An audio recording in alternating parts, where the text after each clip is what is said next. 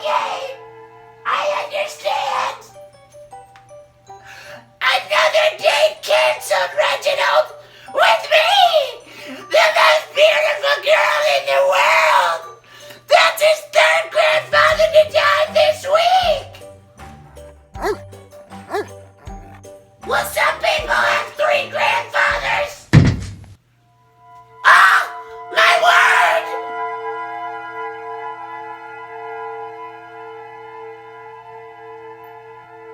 Wait! I know exactly what this is! It's just like my romance novel, Forbidden Love! When Darren Steele, that's you, brings into the mansion to fall in love with cherished desire! That's me!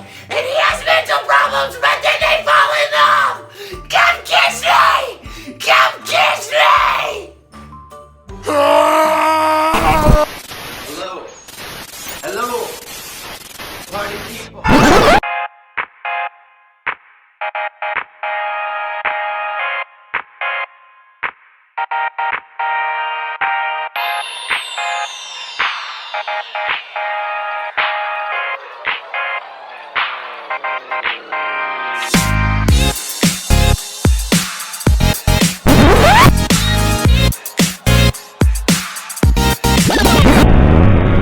What's up, party people? It's your boy, the magnanimous mantis, MC Popsicle!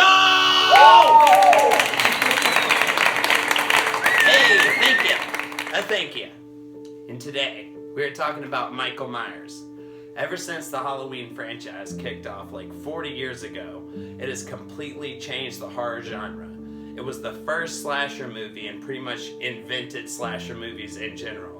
Today we're talking with Brad Loree, the actual Michael Myers. I am so excited to talk to him. Give it up for the one, the only, Michael Myers. Hey, how you doing? Who, me? Good. Sorry, Josh. Let's try that again. Okay, take two. Okay. Hey, Mr. Brad, how you doing? Good, Mr. Josh. How are you, sir? Doing great. What you been up to? Not a heck of a lot, man. I'm up here in cold and icy, wet and cold Canada, Vancouver, Canada, and we just did Halloween, and now I guess we're all getting ready for Christmas next month. And how about yourself? Well, I've just been doing a lot of shows and stuff like that. I've been really excited about getting to talk to you. I've been like on a Halloween binge the last month, so I've been learning every single thing I can possibly learn so that I can be useful. But so we always start with, what is your favorite movie of all time that you had nothing to do with?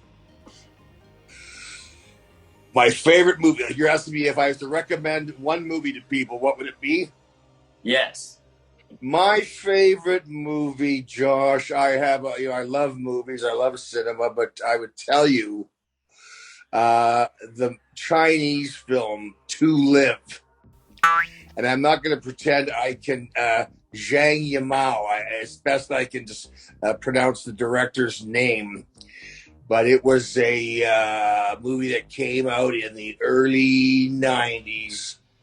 And that, I would tell you, I have a stock 3 favorite films, but if I had to sit and watch one movie over and over again, it would be To Live. What type of movie is it?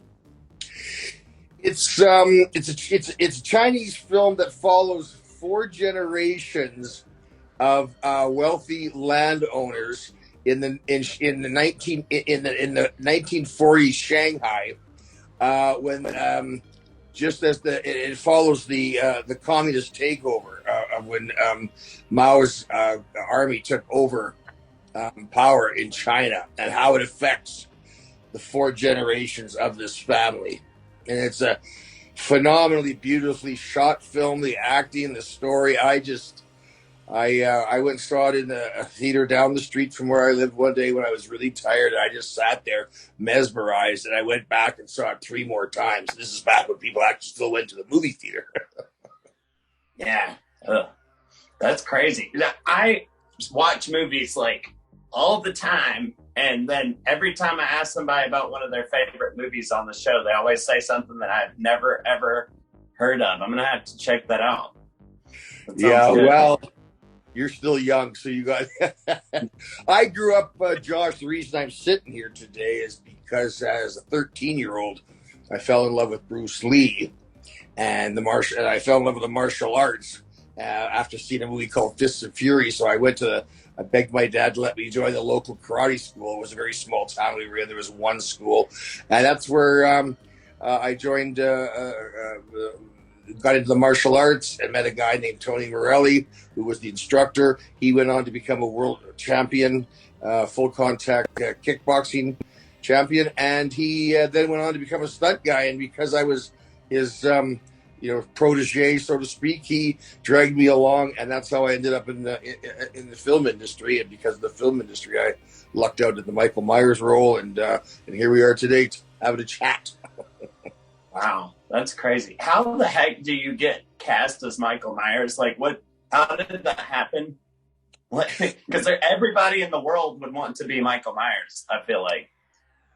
Everybody that's into horror, I guess, but because I'm not the world's biggest horror fan, Josh. I've told this story many times. When I was a young man, 19, 20, I was dating a girl that was way out of my league. I was so in love with her, and she only liked horror. So for 2 years, all I saw was horror films. But they scared the crap out of me. I wasn't into it anyway. And then years later, after she and I broke up, everybody was talking about this Halloween movie. So I did not have any interest in it until my cousin said she liked it. I went and rented it, and really enjoyed the first Halloween. Anyway, in like 1999, 2000, I was working on a low-budget show for Fox called Los Luchadores. These guys were Mexican wrestlers by day and crime fighters by night. And the last 5 episodes, I was not only the stunt double, I was also the stunt coordinator. We finished the 13 episodes for the first season, and then we all went our separate ways to find work in case, which you do when you go on hiatus, because there's never 100% guarantee a show is coming back. We all assumed that it would. But one of the first ADs that I worked with went as a professional courtesy, because he had no intention of taking the job, but he went and interviewed with the Halloween people. And in his interview, his name was Brian Knight, they mentioned that they didn't know who their Canadian stunt coordinator was going to be and who their Michael Myers was going to be. And he said, well, you know who you should talk to is Brad Lurie. So the production manager called me up. I went in to meet all the executives. I did the walk with them a few times, fully with no intention of taking the job because, first of all, I thought they were looking for a stunt double for Michael Myers, the guy from Toronto, Austin Powers. And I also expected to go back to the other show. But when they told me that I was actually going to be the guy as opposed to double the guy, that's when the actor in me and the guy who loved the first Halloween movie said, "Oh, Brad, you got to do this." And Josh, I'm not kidding. I don't think, even if it had been Jason Voorhees or any other horror character, I honestly think I would have passed on it and gone back to the wrestling show. But because it was Michael Myers and it was the Halloween franchise, I took the job. Another guy in my stunt group took the wrestling show, and Josh, the second season, they did 2.5 episodes, and in the middle of the third episode, the producers came and pulled the plug, and that was the end of that. And no one's ever heard of it. And I took the Halloween job, and here we are today. Wow. Well, you made a good call. Yeah, no kidding. So, as an actor, when you play Michael Myers, I watched a lot of videos about like the psychology of Michael Myers, and one of the main things that all of them say is they don't know why he does what he does, and it's kind of like a very vague reasoning, which is why he's so scary, because you can't understand his motives. And coming into something like that, what did you think? Like, what did you decide that his motives were? Yeah, Josh, that's an excellent question, because I totally agree with what you just said. Anyway, was interviewed on set one day by these local journalists, and they asked me that question, and I said that, as best I can remember what I said, Josh, I said I think Michael Myers is like a simple man child. He doesn't really understand life and death. When he is killing people, he doesn't really understand the finality of death. He's like a cat playing with a mouse, batting it around, throwing it in the air, and when it dies and stops playing, it kind of confuses him, which is why he tilts his head. Why don't you want to play anymore? And I think he's. I think I also said it. I believe he quite possibly is demon possessed, which is why he is as strong as he is. Certainly psychotic, but very like a very simple man child. And Josh, that's what I worked with when I was playing Michael Myers, because I did, and it was that interview that one of the head producers on Jason versus Freddy saw, and when he came to Vancouver, I was the first person he interviewed for possibly playing Jason Voorhees, because he was significantly impressed that I had put as much thought as I had into the role, even though I had no dialogue, even though I was wearing a mask. And he wanted me to play Jason, but then he introduced me to the director, and the director said, "Oh, Brad, you'd be great, except I'm sorry, you're just not tall enough." So once I knew Josh that I wasn't going to get the job, I was praying that my friend Ken Kersinger, who is, besides my karate instructor when I was a kid, Tony Morelli, Ken is the other person that I attribute with me getting into business. Ken's the one who took me aside and said, "Go get a pager, a headshot, and a resume, and I'll introduce you to everybody you need to know." And so I was really hoping Kenny would get it. And sure enough, after a big giant cattle call, they had interviewed Ken to be the stunt coordinator on Jason and Freddy, and they came back and hired him as Jason. And so anyway, and then the rest is history. But that's how that's what. And when you say, Josh, about how it was the crypticness and the mystery of why he is the way he is that makes him so creepy. And because people ask me, they always ask, "What do you think of the other Halloweens?" Well, I felt that the movie Aftermind, the first Rob Zombie film, they took all that away. They showed us way too much of his backstory. They made him way too big to be scary anywhere. It was just so obvious, at least when he was a normal sized person, in your mind, you kind of thought that maybe the victims would have a chance, and we didn't understand why he was this serial killer. But now we know it all, and I just felt it took away all the mystique of the guy. It just, he wasn't scary anymore. It was Goliath versus David, and the fight was over from the beginning. So anyway. Right. Yeah, I thought that too. I like Rob Zombie, and I think that he has, I love Devil's Rejects. I watched that not too long, and I thought that was really good. But with Michael Myers, I agree with you, because it's not, you don't wonder how he's so strong when he's that big, and you don't wonder anything about him because you saw every single thing there is about him. And I agree, it takes the mystique out of it. Yeah. But how did you get, now that you thought about it and you understood who you were, how did you get yourself in that mindset to perform? What did you think about to get yourself in that mental space? Well, I was so focused on making sure I moved properly, Josh. That's what I thought was, when I saw the first Halloween, it was just that slow, methodical gait of his, the way he moved and how slow and purposeful he was. And Rick Rosenthal was really, really good about making sure I didn't go too fast, because I was so nervous. I really wanted to do a good job. And so really, how did I prepare? I just, one of the things I did, Josh, was, this isn't so much in answer to your question, but whenever we had a close-up shot or even a medium shot, because I wanted Michael Myers' eyes to look like a shark's eyes, just kind of dead, whenever we had a close-up or medium shot, I would slightly cross my eyes to try and take the focus out of them, so that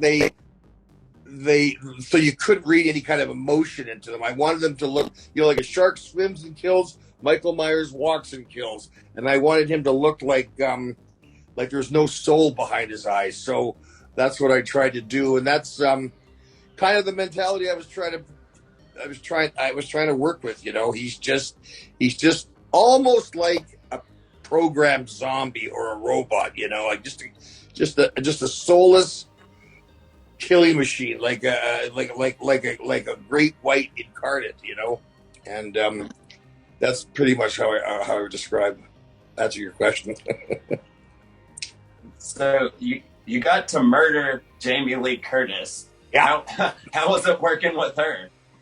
Oh, it was just such a treat and an honor. She's such a great lady, and I don't know if people know this, but I always bring this up. She had told them that she only owed 30 seconds of non-dialogue screen time. I don't know how this comes down to this in the contract, and she told them whatever you can shoot in a long weekend, I'll do. So she was there. She was there on a Thursday to Sunday, and according to the producer, she donated all her money to.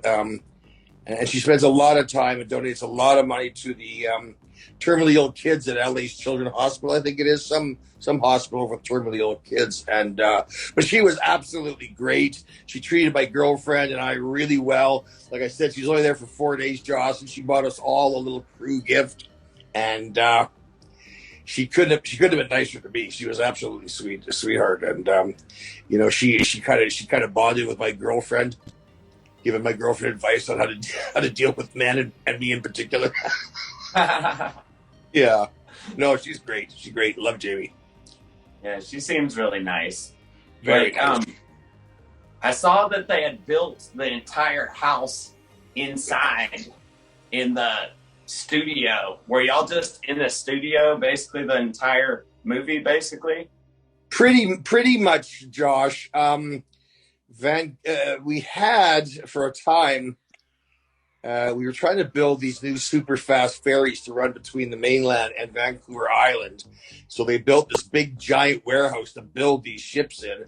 And then they all went sideways. I can't remember exactly what went wrong, but they built the house inside this warehouse that they were utilizing as a studio. And I remember they had the house in there, and they even had the fire, the garage one fire scenes with all the fire trucks and all that at the end. That was all shot inside this big giant warehouse that we were using as a studio.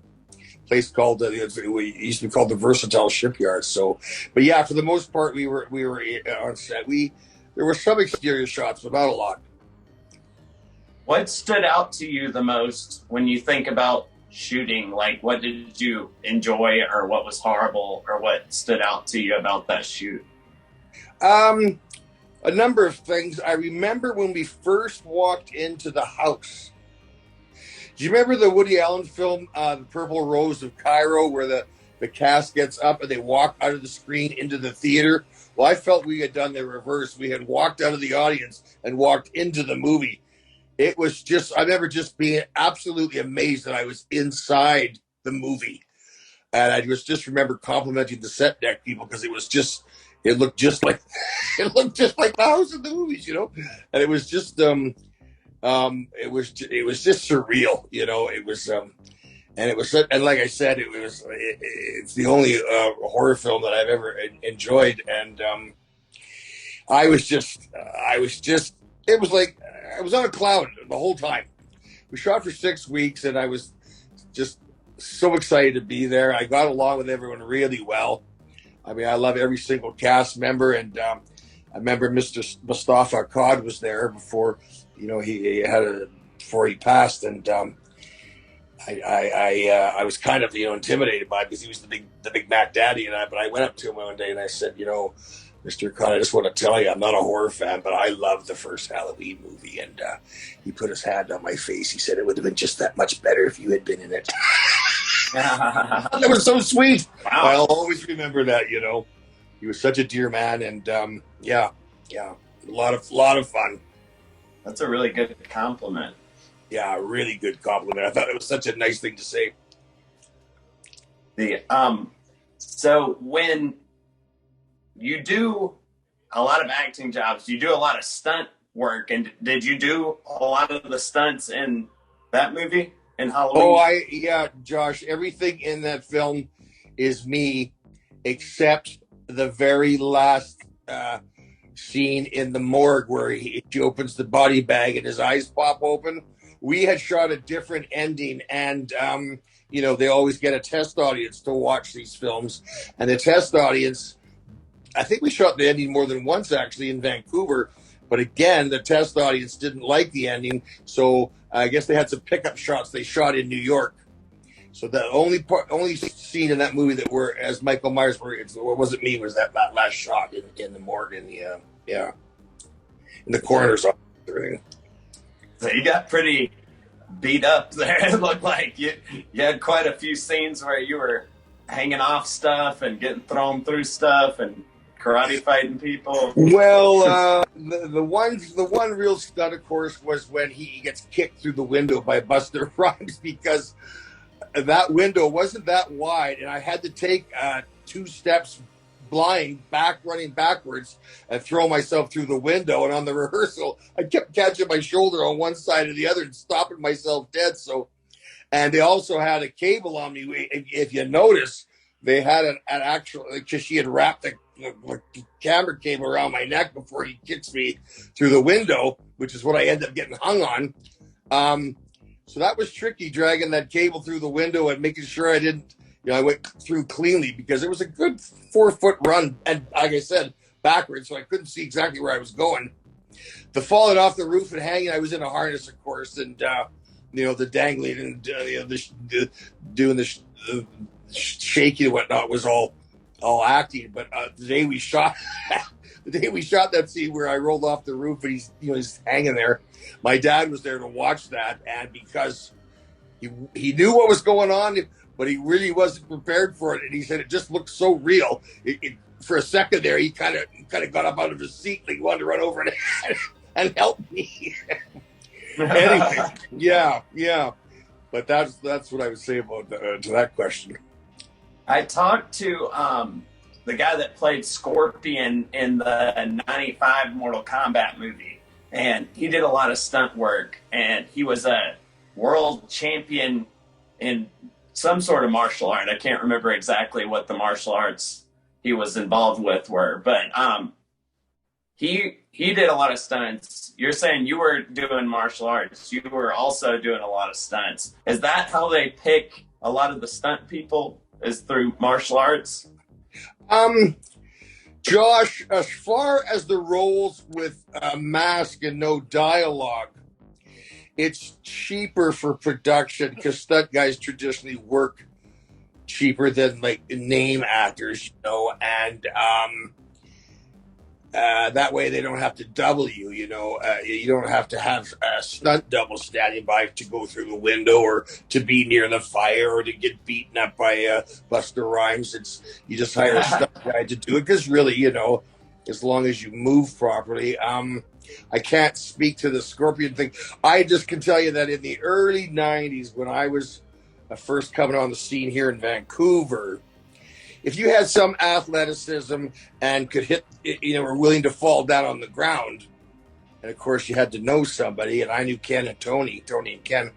But today, I will tell you that the quality of the stunt people is through the roof, because all the world-class martial artists and the world-class gymnasts that didn't get, first place and end up on the Wheaties cover, they're second place or third place, but still very talented.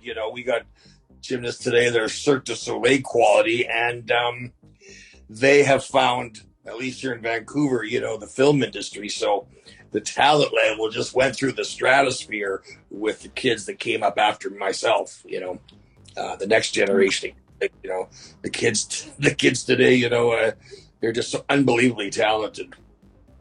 Yeah, I was wondering, it seems because of the quality, the more people that I've met that are involved, the more qualified they appear. But to an untrained eye, it's like, are they just getting crazy people that don't mind getting thrown off the top of a building? Or or what? Maybe a Well, little Josh, both. that's yeah. I love my stunt life and my friends. But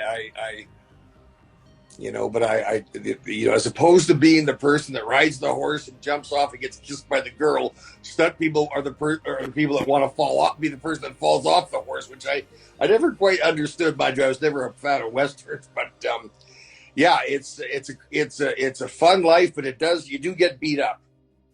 You gotta be a little masochistic, I think, sometimes, but the way that was described to me when I was coming up is most of these people were adrenaline junkies, like the high end kind of not what dangerous sports, but they just like the rush of risking their physical health. I guess you'd have to do. You'd just be terrified all the time. Yeah. These are extreme athletes or whatever you call them. That's the kind of people that gravitate towards stunt work. You've done a lot of that type of stuff in big movies. Like I saw Child's Play, Tron Legacy, Watchmen, X-Men, all kinds of stuff. Like, what is the most intense stuff you've done, or the most fun stuff? Just stuff you remember vividly. Well, I mean, that's a long list if you want to use the fun word. But if you want to talk about what is, say, the most hairy stunt, Sure. Josh, once again, following in Ken Kersinger's footsteps, Ken had gotten picked to double this alien on a TV show called Mantis. Mantis was this. It only went for one season, but he was an African American scientist who was a paraplegic. He was a scientist by day and a crime fighter by night, and he comes up against this silver bald alien who's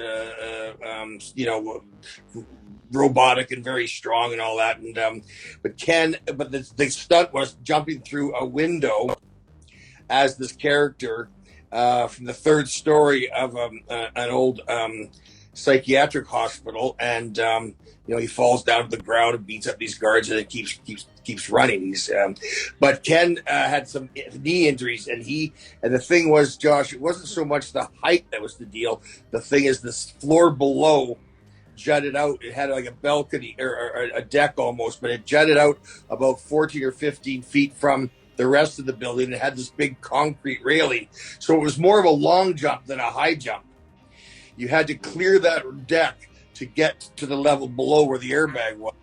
So on the rehearsal, it was all nice, and it was daytime, and there was no glass in the window, and they had this nice ramp, and but you still had to run and jump out into the sky and commit before you went far enough to see the airbag down below.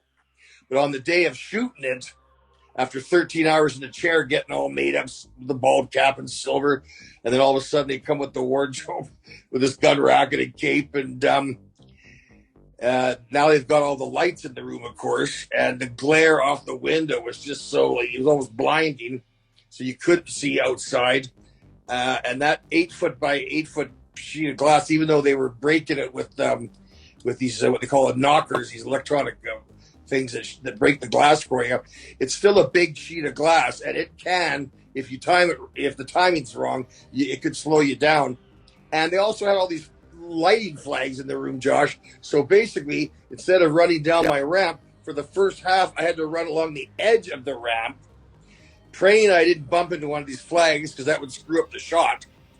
And the worst thing of all was, right before the director's now yelling for us to go because it's been 13 hours, wardrobe comes with the motorcycle boots they had fitted for Ken Kersinger, which were brand new. They're knee-high, concrete stiff, and 2 sizes too small. Oh. So how am I going to get the speed up? Anyway, they called action. They only had 2 windows, and they called action, and I just said to the boys, I said, I'll see you downstairs. And I just gave it my all and jumped through the window, and I managed to make it okay. But that was the most dangerous stunt, because the coordinator had said, Brad, if you fall short, don't try and save yourself and stay on the building side. Try and make it into the boxes in the bag. And, He said, I don't think if this goes wrong, I don't think it's going to kill you, but it's going to mess you up pretty bad. So anyway, it all went well, and I got paid a pittance because it was a low budget show. But that was the one stunt where I was like, man, I really wish I didn't have to do this tonight. You know, but you have to. I bet it feels. I bet it feels great to go home after you land something like that and just sit down, like I'm alive, like that. Beer never tasted so good at the end of a day. I love the movie Watchmen. Like, I really love it. I think that's a really great movie. Yeah, what did you do for that? What did you do in that movie? Okay. The beginning, I think there was a flashback to the Kennedy assassination. I was one of the motorcade cops in the front of the car. I was the one on the left, so I was a motorcycle cop in that scene. I was also a cop in the scene where the guy with I've only ever seen it once, and it was so long ago. The guy with the bag over his head, the central character, he jumps out of this from the second story down to the ground. All these cops tackle him. I was one of those cops.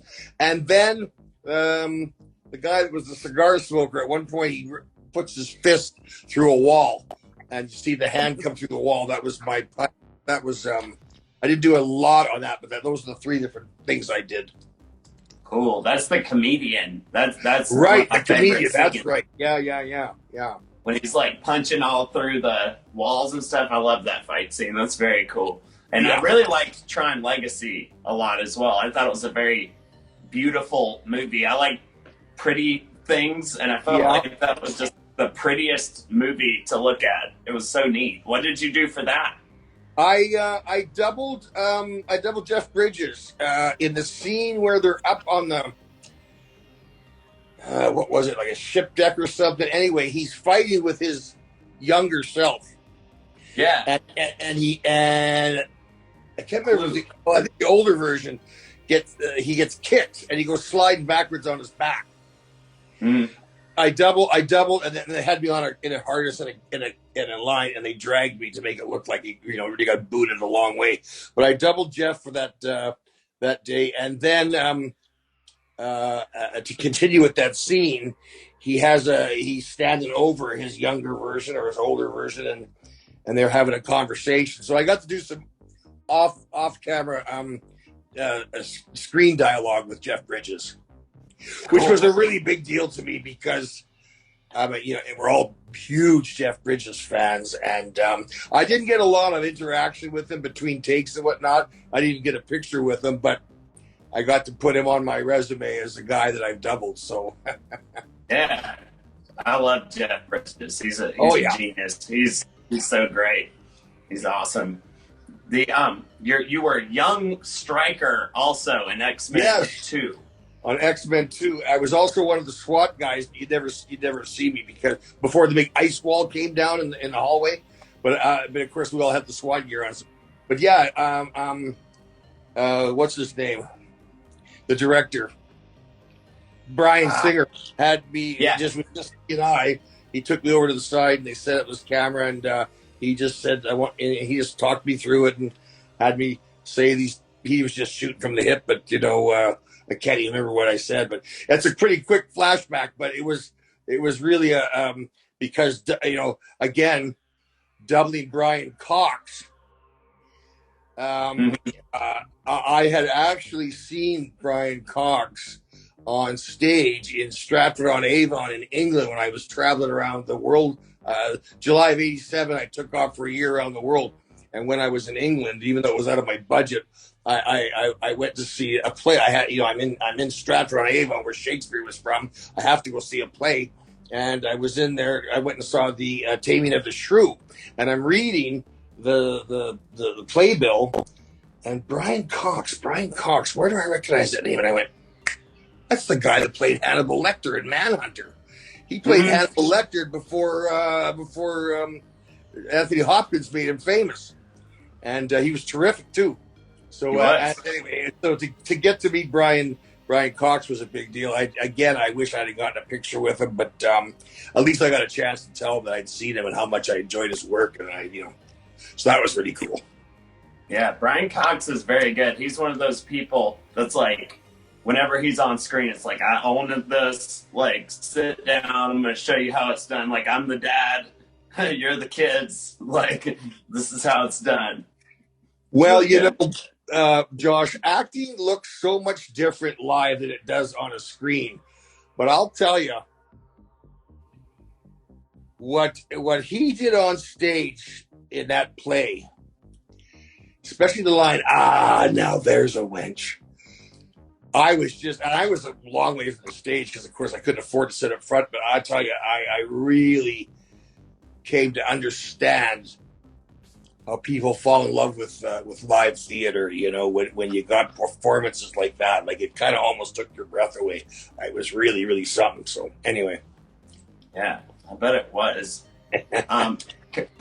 Cutting back to Michael Myers, that character now has been around for a very long time, and he's maintained just as much relevance and importance throughout, and I believe that he will continue to, I guess, forever. I mean, why do you think that that character is so important and always relevant? Well, getting back to what we said about how cryptic and creepy he is, you know, I just think that I think because, you know, before we all came to understand, you know, the Rob Zombie films, I think any film where the audience is forced to use its imagination around an event or a scene or a character, as opposed to just answering all the questions by showing the audience too much. I think the thing about Michael is like getting back to the whole you know mystery of why he is the way he is. Why does he want to kill it? You know, everybody, and why does he pick one person over another? You know, and I think that's the appeal of Michael. I still laugh about the fact that the third Halloween movie they wanted to do a new story and they didn't understand that it was Michael Myers everybody wanted to see, and the guy, and there I am with my popcorn and my soda, and the guy never shows up. I was so upset. I stopped watching him after that. And then when H2O came, I had to watch it because Jamie was in it, and it was the 20-year anniversary film and whatnot. And but yeah, I mean, this new film is called Halloween Ends. Have you seen it? I haven't seen it yet. I've heard really, really good things, though. Have you? Yes. I have heard, you know, it's so subjective, of course, but I tried to watch. I saw the one that came out in 2018. It wasn't that crazy, but I tried to watch Halloween Kills, and I ended up fast forwarding through most of it because, first of all, Jamie was only in a hospital bed the whole movie, and I just thought they just brought too many characters in there. The story went all over the place, and I haven't seen the new one, and I don't know if, I suppose I owe it to myself, but, you know, I never did see the second Rob Zombie film, so I think I kind of like having those in the chamber in case one day when I'm 80, my curiosity gets the best of me. But no, Josh, I don't see this franchise ever ending. I mean, I remember they asked Mr. Akkad, how many movies do you think you're going to make? And he goes, well, he had this little Michael Myers. I love this character, and the fans love him, and I think we'll stop maybe after 22. So we shall see, funny. Josh. Fingers crossed, you know. Yeah, we'll be long gone before Michael The Myers. audience will always be there, you know. As Michael Myers wants to kill, people will watch, I think, you know. I agree. Also, I'm in the Screen Actors Guild. I'm on the Mass Communication Committee for Louisiana. And really? So I wanted to, so some of my video stuff, I like get them to watch because that's what my thing is I'm in the mass communication. So there's a lot of like newer actors that are in the Screen Actors Guild around here that are coming up. And I was wondering if you had any advice for people that are just getting into acting or getting into the Screen Actors Guild, stuff like that. Any advice? Josh, I've had friends and family say, look, I have this person, this young person that thinks they want to get into acting, whether it's and we just sit down and talk to him. And of course, I always agree to. But what I would say to anybody, Josh, is if you're going into acting for any reason other than you love the experience of playing, departing from your own persona and becoming a different character, or attempting to become a different character. But if you're picturing red carpets and limos and bouquets of flowers and little gold statuettes, that is not the reason you become an artist. True artists are in love with the art, not the kudos and spotlights that come with it. I would just say that, just be honest with yourself, because unless you are so enamored with your passion, and even then the chances of making a living at it are so minimal. And acting and art are great hobbies to do on your holidays or on your weekends. But what I'm saying is, follow your heart, but make sure your heart has integrity, and that you're being completely honest with yourself. That I will not live what I believe to be a fulfilled life if I don't pursue this passion, this craft, this art. That's what I would say to you.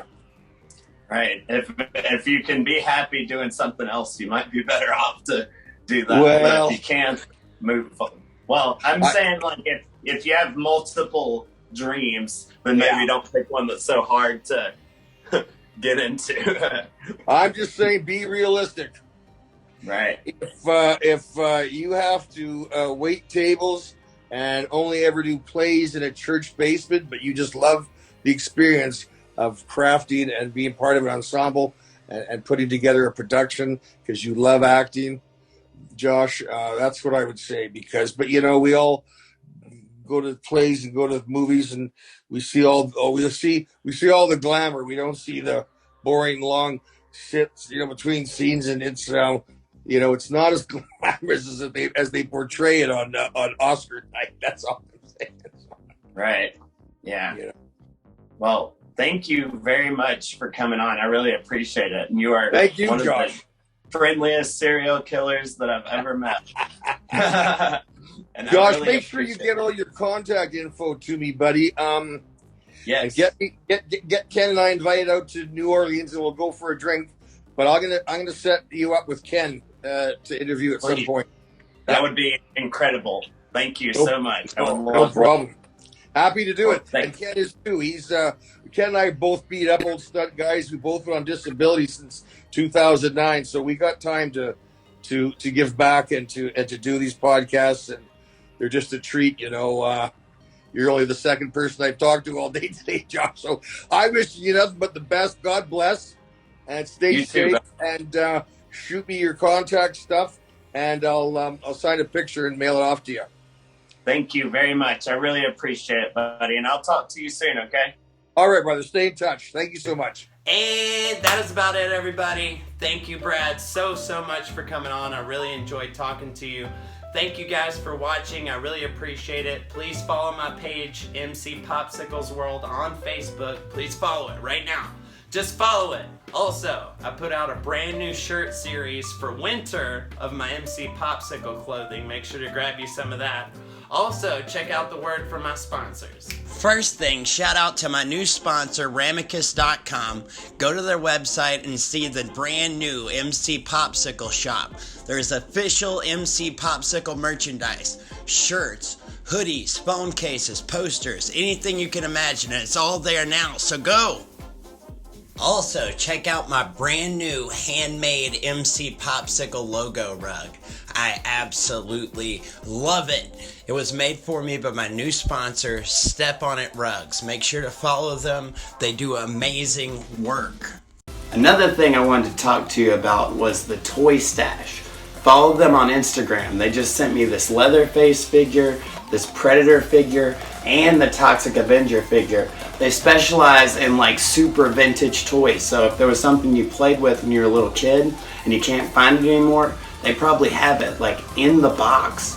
So go follow the Toy Stash on Instagram or Facebook. They are incredible. Check out all this stuff. Make sure to follow them, guys. You'll love it. If you like the shirt that I'm wearing, make sure to go to getonboardman.com and order a shirt. They have all kinds of amazing wearable art. And make sure to follow Designs by Galarza. They made that cool custom popsicle hat that I was wearing a second ago. And they can make you your own custom merchandise, so make sure to hit them up. Also, shout out to my shoe sponsor, Solsfing. They make amazing future sneakers that are just bananas. Please follow them on Instagram. You will love their selection.